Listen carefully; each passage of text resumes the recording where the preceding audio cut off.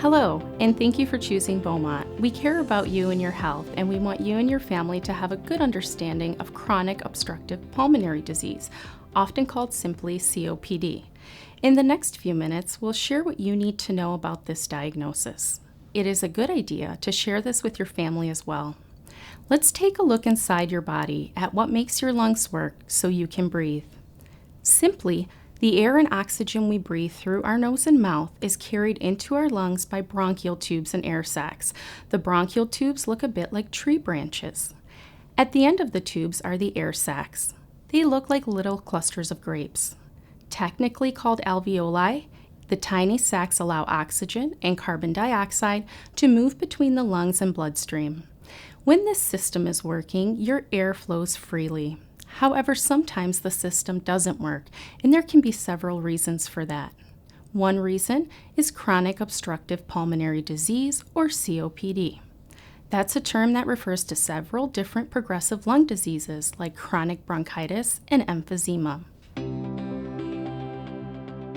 Symptoms of COPD can include shortness of breath, wheezing, a cough that won't go away and may produce mucus, feeling tired, especially when exercising or doing daily activities, and tightness in the chest.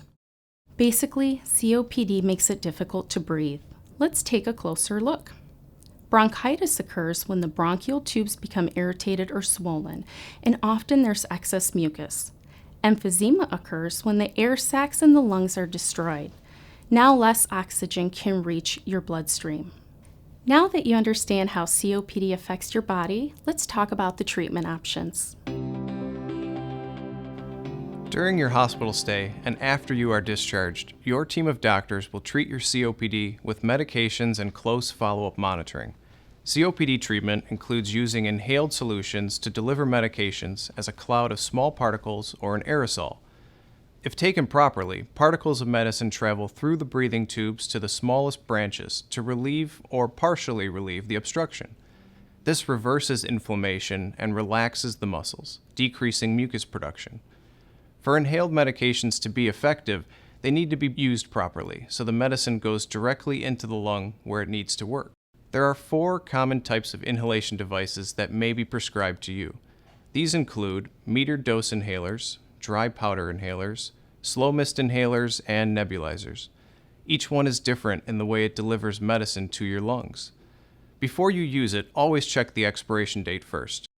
Metered dose inhalers, or MDIs, deliver medicine as a powerful spray that needs to be well coordinated with your breathing effort. Shake it well 5 to 10 times before each use. It is often useful to use a device called a spacer with an MDI. A spacer is a small chamber or tube that connects to your MDI. Then you can inhale the medicine from the chamber without having to coordinate your breathing with only the inhaler. It is important to breathe in slowly. If you need to take a second puff, wait at least 30 to 60 seconds between doses.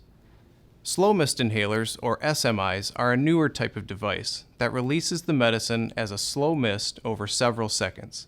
This makes it easier to inhale the medicine into the lungs. It works similar to an MDI. A slow mist is generated over a period of 1 to 2 seconds as you slowly inhale the medication into your lungs. With both MDIs and SMIs, once you have inhaled the medicine into your lung, it is important to hold your breath for as long as possible, up to 10 seconds. With a dry powder inhaler, or DPI, there is no spray. You have to first load the medicine into the device according to the manufacturer's instructions. Once the device is ready, you have to take in a fast, deep breath to get the medicine into the lungs. Finally, nebulizers deliver the medicine as a fine mist. It is important to breathe in and out slowly and complete the treatment. This often takes 10 to 15 minutes. If your MDI is not fully effective, you can use a nebulizer for more relief. Remember, whichever device you are prescribed, it is important to follow the manufacturer's instructions. If not used properly, the medicine will not be effective.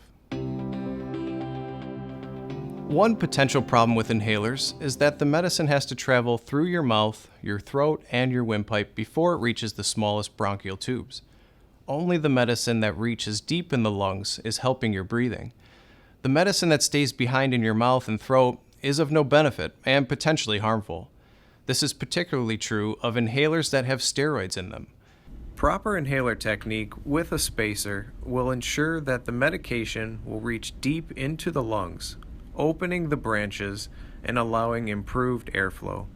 Your doctor will ask you to rinse your mouth and throat after you use these medicines. This will prevent an infection in your mouth. Now that you understand more about COPD and medications to treat it, our next video will explain what can trigger a flare-up at home and what to do if you have one.